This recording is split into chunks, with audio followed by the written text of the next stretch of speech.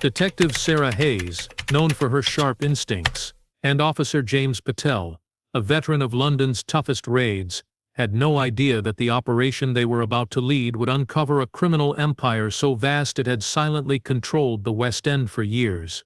Crime in London's West End had been rising slowly for months, but no one realized how serious the problem had become until it felt too late. What started as scattered thefts and small disturbances soon turned into a pattern that people could no longer ignore. Store owners noticed unusual behavior outside their shops. Residents reported unfamiliar figures wandering their streets at night. Tourists found themselves followed, watched, or targeted in busy areas where they once felt completely safe. By the time the police connected the dots, fear had already spread through the community. The change happened quietly at first. A sudden increase in pickpocketing was brushed off as a seasonal issue, something that happened every year when the West End became crowded. But then came reports of violent snatch-and-grab cases, followed by a string of break-ins at apartments near Oxford Circus. Patrol officers found broken locks, scattered belongings, and footprints leading nowhere. Each scene looked almost too organized, as if the criminals planned their movements with careful detail. Witnesses described seeing groups acting with unusual coordination, arriving and disappearing before authorities could react. Businesses suffered just as much as residents. Restaurants noticed suspicious customers who stayed long hours without ordering much. Small shops reported counterfeit notes appearing in circulation. Managers started installing extra cameras, reinforcing back doors and training staff to stay alert. Delivery drivers complained that they were being stopped by unknown men who claimed to check their packages. The entire neighborhood felt like it was being watched by invisible eyes, observing every movement, every routine, and every weak point. Police presence increased, but it did not calm the streets. In fact, the criminals seemed to adjust quickly to every new patrol route. Officers would walk through Leicester Square 1 hour, and robberies would suddenly shift to Covent Garden the next. The unpredictability frustrated the police teams, who struggled to understand how the offenders were staying a step ahead. Some investigators believed the criminals were using hidden communication channels. Others suspected insiders within businesses or service workers were being paid to report police movements. Anonymous tips began arriving at the station, each one stranger than the last. Someone claimed that secret deals were happening in the back rooms of shuttered theaters. Another warned of gamblers who carried weapons under their coats and controlled certain streets. A taxi driver anonymously reported seeing a group move large bags into an old, half-abandoned warehouse near the Soho boundary late at night. The most unsettling part was that none of the tips contradicted each other. Instead, they painted a picture of a network spreading through the West End like roots underground. Fear deepened after a late-night street performer was found injured in an alleyway. He had been known to perform every night without trouble, and suddenly no one knew who hurt him or why. That single event made headlines and forced authorities to admit that something bigger was happening. The West End, once known for entertainment and nightlife, was slowly turning into a zone of uncertainty. By the end of the week, the city realized the issue was no longer a collection of separate incidents. It was a warning. Something organized, hidden, and powerful was taking control of the West End, and the police understood that a major operation would soon be necessary, because London had stopped sleeping, and danger was now alive in the heart of the city. The West End was a place of contradictions. By day, it glittered with lights, bustling shops, and tourists wandering the streets with cameras. By night, a different world emerged, hidden behind the glamour and excitement. Criminals moved quietly through narrow alleys, abandoned basements, and deserted back streets, taking advantage of the distractions above.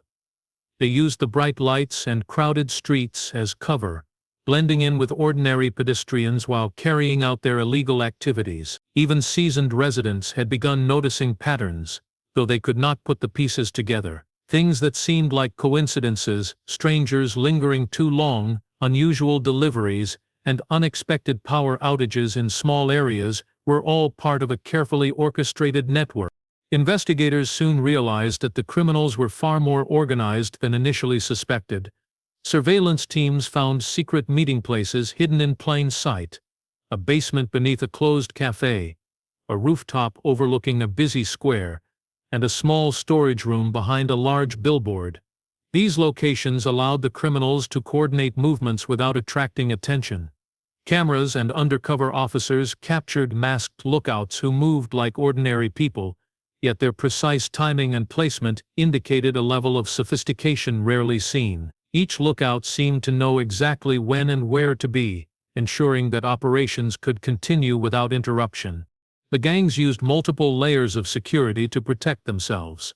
Even if one group was caught, another could continue operations. Couriers transported money, packages, and information through inconspicuous routes, often blending into tourist crowds or using public transportation. Police soon discovered that some gang members carried digital devices with encrypted messages, which contained instructions and updates for others. The use of technology meant that even a thorough street raid would not necessarily expose the whole network. The criminals were always one step ahead, hiding behind the busy facade of the West End. The investigation also uncovered that criminals exploited the everyday rhythm of the city. They timed activities with tourist peak hours, theater schedules, and even delivery times for popular shops. Busy streets became invisible highways for their operations. Officers watching from rooftops and security cameras were often unable to spot movement among the thousands of people walking past. This made it clear that the West End, despite its bright appearance, had become a playground for carefully coordinated crime. As the weeks went by, investigators identified patterns in the way meetings and deliveries occurred. Groups would split into smaller teams, moving independently, but always meeting at predetermined locations. Some locations were used for storing stolen goods, while others were hubs for planning and communication. Officers discovered that certain businesses unknowingly provided cover for these operations. Small cafes, dry cleaners, and even boutique shops became temporary nodes in a network that stretched across the West End. The criminals' ability to operate invisibly among ordinary citizens showed a chilling level of strategy and patience. The most unsettling discovery was how little ordinary people suspected anything was wrong. Tourists continued to take selfies, residents walked their dogs, and street performers played music, all while a hidden network of crime carried on above and below their feet. It became clear to the police that understanding this network would require more than just patrolling the streets. It would require months of surveillance, digital tracking, and meticulous planning. The West End, a place celebrated for entertainment and culture, had quietly become a chessboard for criminals, and the police were now determined to uncover every hidden move. Weeks of investigation revealed a disturbing truth. The West End crime network was not just a collection of small gangs working independently. There was someone or something coordinating the operations from the shadows. Initially, the police assumed that a traditional gang leader would eventually appear, someone visible in the community or known to law enforcement. But as evidence accumulated, it became clear that the person behind it all was elusive, leaving no fingerprints or direct contact with the street-level criminals. Every order, every movement, every financial transaction was routed through a network of coded messages and digital channels that made tracing the mastermind extremely difficult. Investigators began noticing patterns in the encrypted communications. Groups received instructions at precisely timed intervals, often in ways that seemed impossible to predict. The messages were disguised as harmless notes, app alerts, or digital files labeled with innocuous names. Even when police intercepted some of these messages, deciphering them proved to be a major challenge. Analysts discovered that the instructions were layered with decoy information, meaning anyone trying to follow them would quickly become confused or misled. The sophistication of the system suggested that the mastermind had experience with technology and an understanding of human behavior, making them nearly untouchable. Financial tracking revealed another layer of complexity. Large sums of money were moving through legitimate-looking businesses in the West End. Transfers were disguised as rent, supply payments, or investment funds, but careful analysis showed that the funds originated from stolen goods, illegal gambling, and other criminal activities. The scale of the transactions suggested someone powerful was pulling the strings behind the scenes. Police realized that this individual had not only created a network of crime, but had also embedded it into the legitimate economic structure of the city. The West End had been transformed into a labyrinth of both visible and invisible operations, controlled by a person who remained unseen. The deeper detectives dug, the more mysterious the figure became. Unlike conventional criminals, this mastermind avoided direct confrontation and stayed completely off the streets. Evidence suggested that they had eyes and ears everywhere, relying on intermediaries and digital communications to manage the operations. Even members of the gangs seemed to have only partial knowledge of the entire network, often unaware of how their actions contributed to the bigger plan. The police began to suspect that the mastermind was manipulating the network with long-term goals, carefully controlling who knew what and when. As surveillance continued, investigators discovered traces of the mastermind in unexpected places. Hidden messages were embedded in legal contracts, property agreements, and business ledgers. Digital trails were obscured through multiple devices, VPNs and proxy servers, making it nearly impossible to track the source directly. The police realized that taking down this person would require more than street raids or arrests. It would demand unraveling a sophisticated system built to withstand scrutiny. The realization sent a shiver through the task force. They were not just dealing with a conventional criminal network, they were confronting a hidden strategist who had turned the city itself into a tool for criminal gain. Every robbery, every smuggling operation, and every illicit trade appeared to be part of a larger design, controlled by someone with vision, patience, and a meticulous sense of planning. The investigation had revealed a shocking truth. The mastermind was not only untouchable, but had been quietly shaping the West End for years, using crime as a means to achieve objectives that no one could have imagined. The police knew that capturing this figure would require the perfect combination of intelligence, timing, and courage. Every small clue uncovered brought them closer to the shadow controlling the network, yet the mastermind remained just out of reach. The hunt had transformed into a tense, high-stakes game of cat and mouse, and the detectives were only beginning to understand the depth of the web they were trying to unravel. Months of careful observation and intelligence gathering led the police to a single conclusion: a massive operation was required to dismantle the West End crime network. It was not a situation that could be solved with routine patrols or random arrests. The gangs had become too coordinated, their communication too sophisticated, and their operations too deeply embedded in the city's infrastructure. Detectives and commanders convened in secure rooms, reviewing maps, surveillance footage, and financial records, each piece of evidence painting a picture of a network that operated like clockwork. The complexity of the task ahead became clear. Any small misstep could alert the criminals and allow the entire operation to collapse. The police designed a comprehensive plan known internally as Operation Night Sweep. The strategy was ambitious. It aimed to hit multiple locations across the West End simultaneously, arresting suspects, seizing illegal goods, and shutting down criminal operations before the gangs had any chance to react. Officers from different units were brought together, combining specialized skills and experience.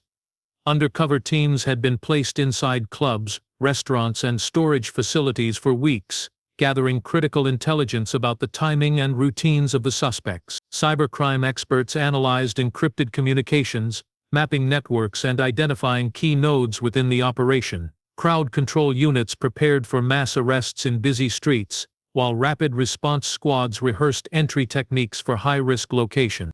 The planning phase revealed just how careful the police needed to be.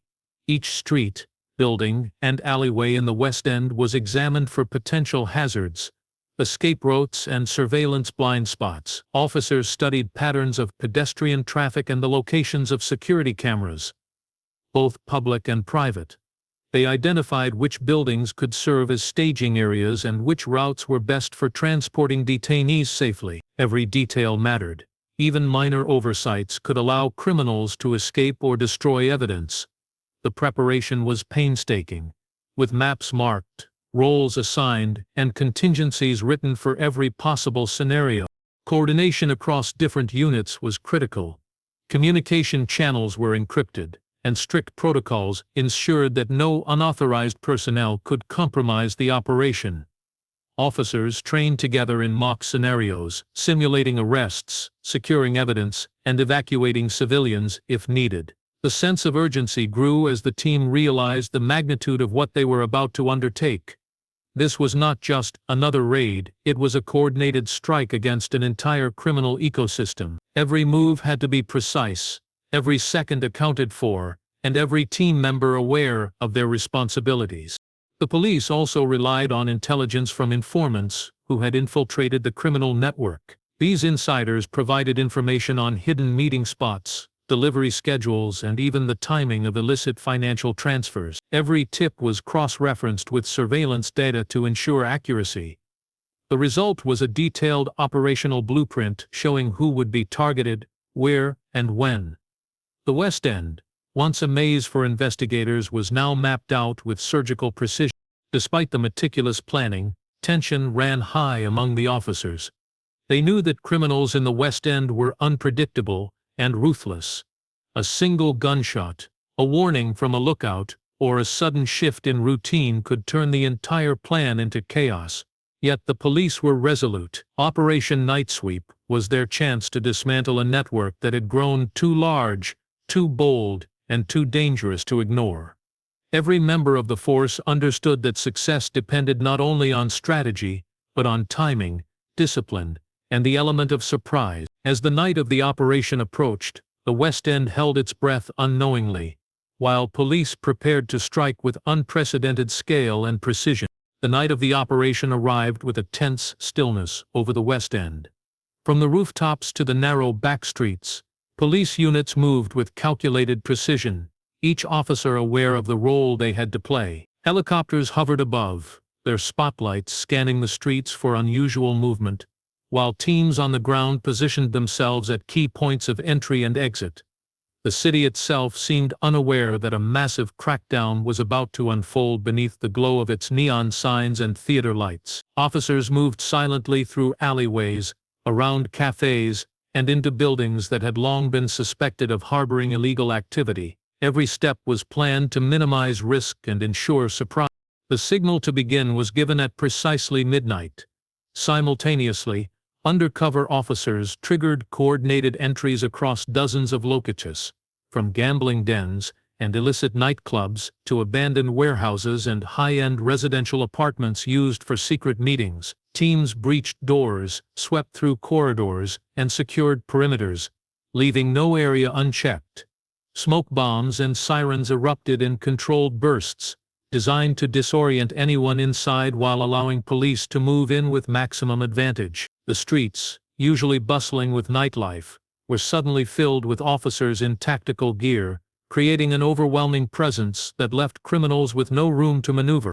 Suspects tried to escape through back doors and hidden passages, but officers had anticipated every route. Teams moved swiftly to intercept anyone attempting to flee, cutting off escape points before the criminals could react. Those caught were found carrying weapons, stolen goods, cash, and even digital devices containing coded instructions. The level of preparation by the police made it clear that this operation was unlike anything the West End had ever seen. No single raid could have achieved such results. It required a network of officers moving in perfect synchrony, each aware of both the immediate targets and the larger objective. As the night wore on, arrests continued across multiple districts. Teams discovered illegal storage facilities packed with stolen merchandise, from electronics to luxury items, meticulously catalogued and ready for distribution. Evidence of organized gambling and drug operations was uncovered in hidden rooms behind everyday businesses. Even the unsuspecting passerby could have walked past these locations without noticing a thing. The police had penetrated layers of deception that the criminals had relied on for months, revealing a side of the West End that had remained invisible to the public. One of the most remarkable aspects of the operation was the cooperation between units. Crowd control teams ensured that civilians remained safe and unaware of the raids unfolding around them, while digital specialists accessed encrypted devices to capture crucial information. Each arrest added to the growing understanding of the network, allowing officers to follow trails of communication and financial transactions in real time. The scale of the operation began to reveal the true size of the criminal enterprise. Hundreds of individuals involved in coordinated activity, all working under the direction of an unknown figure who had remained untouchable for years.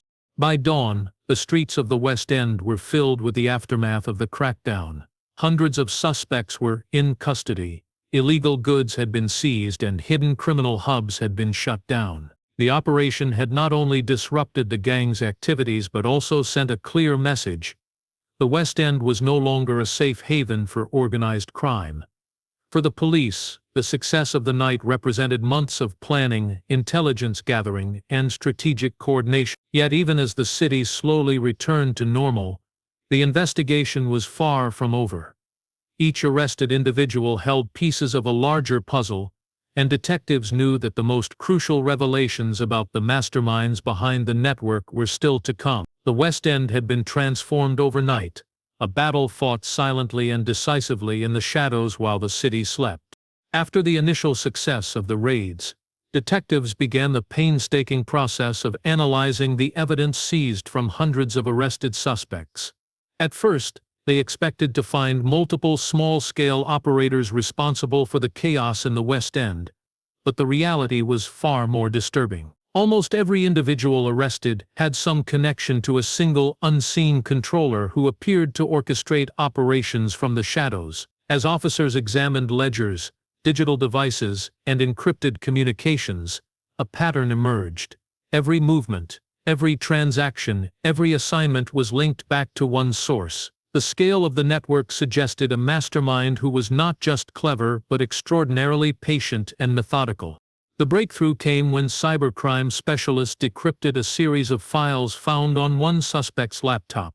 Hidden deep within innocuous-looking spreadsheets and business documents were instructions for deliveries, meetings, and even routes to avoid police detection. Following the digital trail led investigators to an unassuming luxury hotel in the heart of the West End. The building was a symbol of affluence and respectability, entirely out of place for the source of criminal operation. Officers conducting a discreet investigation noticed subtle clues: unusual security measures in service areas, restricted access to certain floors, and frequent but brief visits by people who were otherwise untraceable. When the police finally obtained a search warrant, they found a hidden basement beneath the hotel. A sophisticated command center that had been operating unnoticed for years. Inside were multiple computers, secure servers, and stacks of documents detailing every aspect of the criminal network. Encrypted messages, financial records, and detailed maps connected all the gangs and individuals involved in the West End operations. The investigation revealed a shocking truth: the mastermind was not a street-level gang leader, nor a violent enforcer. Instead, it was a respected city developer, someone who had built a legitimate reputation while secretly controlling a vast criminal empire. The developer had used their legitimate businesses as a cover, funneling illegal profits into investments, properties, and construction projects across London.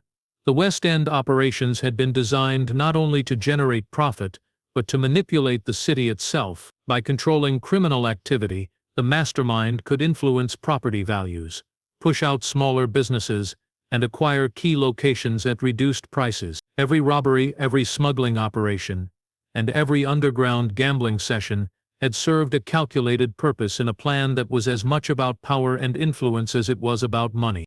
Detectives were stunned by the level of sophistication and long-term planning.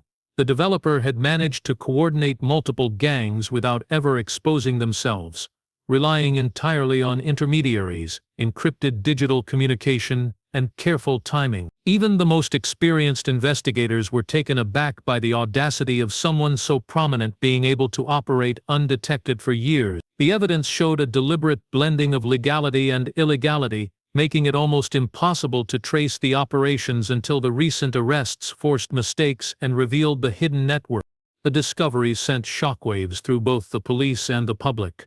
A figure previously respected in the community was now revealed as the architect behind widespread crime in one of the most famous parts of London. The mastermind's arrest not only dismantled the immediate network, but also exposed a deeper level of corruption intertwined with the city's development and commerce. For investigators, it was a pivotal moment. The face behind the chaos was finally visible, and years of careful planning and meticulous control were beginning to unravel. The West End, once under the unseen control of a powerful figure, had begun to breathe freely again, but the investigation continued, revealing layers of manipulation that had shaped the city far longer than anyone had imagined. The arrest of the developer sent shockwaves through London. Once a respected figure in business circles, their reputation as a successful entrepreneur and city planner had masked a decades-long criminal enterprise. As detectives sifted through the vast collection of documents, financial records, and digital correspondence, the scope of the operation became painfully clear. Every illicit activity, from armed robberies and smuggling to underground gambling, had been carefully orchestrated to serve a single purpose: to manipulate property values and expand control over prime locations in the West End. The mastermind had not only created chaos but had profited from it in a way that left the city itself at their mercy. Evidence showed that small businesses had been systematically targeted and forced out. The gangs had intentionally intimidated shop owners, disrupted daily operations, and created instability in neighborhoods. With streets appearing unsafe and certain businesses unable to survive the pressure, properties were devalued. The developer, through front companies and silent partners, acquired these properties at reduced prices, turning fear into opportunity. Luxury hotels, restaurants, boutique shops, and even historic buildings became tools in a larger scheme. Every action had been calculated years in advance, a ruthless strategy to reshape the West End under the guise of legitimate enterprise. Financial trails revealed the enormity of the profits. Hundreds of thousands of pounds had moved through accounts labeled as rent, construction fees, or corporate expenses, but forensic accounting revealed these funds originated from criminal activity. The developer had been careful to separate illegal income from legitimate business operations, using layered transactions and shell companies to obscure the flow of money. Detectives marveled at the meticulousness of the planning. This was not the work of a typical criminal but of someone who combined business acumen with strategic criminality. The fallout from the arrest was immediate and widespread.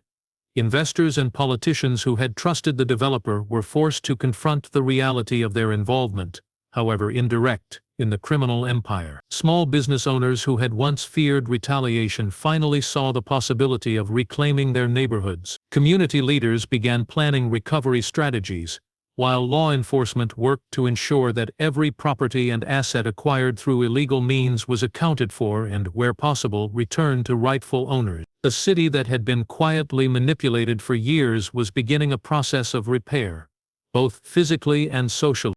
The investigation also revealed a deeper psychological aspect of the mastermind's operation. Unlike street-level criminals, this individual had avoided violence whenever possible, preferring manipulation, strategy, and deception. The gangs and foot soldiers were merely instruments, unaware of the larger goals. By staying distant from direct criminal acts, the developer had minimized personal risk while maximizing control. It was a chilling demonstration of how intellect and ambition, when misapplied, could cause widespread disruption without immediate detection. For the police, the arrest was a moment of both triumph and reflection.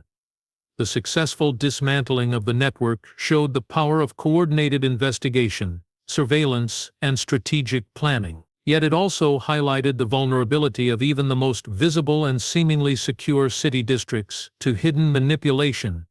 The West End had survived, but the story of the developer's fall would serve as a cautionary tale for years to come. A man who once shaped the skyline and directed the flow of the city through influence and intimidation had been brought down, revealing the true cost of power used without conscience. By the time legal proceedings began, the scale of the network and the sophistication of its control left the public stunned. Newspapers and media outlets described the case as unprecedented, with one individual controlling both legitimate and illegitimate operations to bend the city to their will. For the residents of the West End, the end of this chapter marked the return of safety, a reclaiming of streets, businesses, and confidence. But the story of manipulation, greed, and cunning would linger in memory, a reminder of how darkness can hide in plain sight. After the arrest of the developer and the dismantling of the criminal network, the West End began a slow but noticeable transformation. Streets that had once felt tense and unpredictable now started to regain a sense of normalcy. Shopkeepers reopened their doors with renewed confidence, tourists wandered freely without the undercurrent of fear, and residents cautiously reclaimed spaces that had been dominated by intimidation and crime. For many, it was the first time in years that the neighborhood felt truly safe. The scale of the crackdown had sent a clear message. Organized crime, no matter how sophisticated, could be challenged and defeated. Police continued their work long after the headlines faded. Arrests had disrupted the network, but investigators knew that remnants amongst the operation and minor collaborators remained at large. Officers revisited evidence, cross-checked financial trails, and monitored locations previously used for criminal activity. The operation had been a major victory, but law enforcement recognized that vigilance was essential. Crime rarely disappeared entirely. It often shifted, waiting for opportunity. The success of the crackdown depended not only on arrests, but on the continued surveillance and strategic planning to prevent a resurgence. Communities in the West End began to rebuild both physically and socially. Streets once dominated by fear and uncertainty slowly welcomed public events, street performers, and new businesses. Residents began organizing neighborhood watches and local safety initiatives, inspired by the combined effort of law enforcement and community engagement. The police encouraged this involvement, understanding that recovery required more than legal enforcement. It required trust and cooperation between authorities and citizens. Slowly, the West End was reshaping itself, not only as a cultural and commercial hub, but also as a resilient community aware of the threats it had once faced. The public reaction to the operation was a mixture of relief and fascination. Media outlets recounted the extraordinary scale of the arrests, the hidden networks, and the audacity of the mastermind who had controlled operations from behind a respectable facade. People were captivated by the idea that someone so influential could manipulate an entire district while remaining unnoticed for years. Documentaries, articles, and online discussions explored the layers of strategy, deception, and control that had governed the West End, bringing attention to the meticulous work of the police and the resilience of ordinary citizens caught in the middle.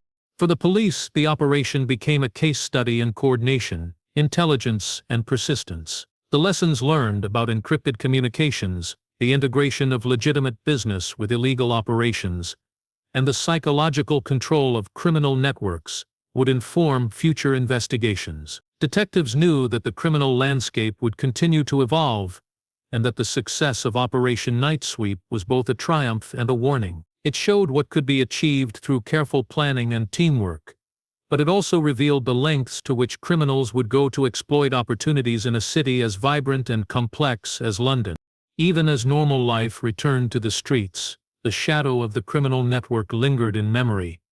People remembered the months of fear, the unusual patterns, and the hidden operations that had once controlled their city. The West End had survived, but the story of its near capture by an unseen mastermind remained a lesson.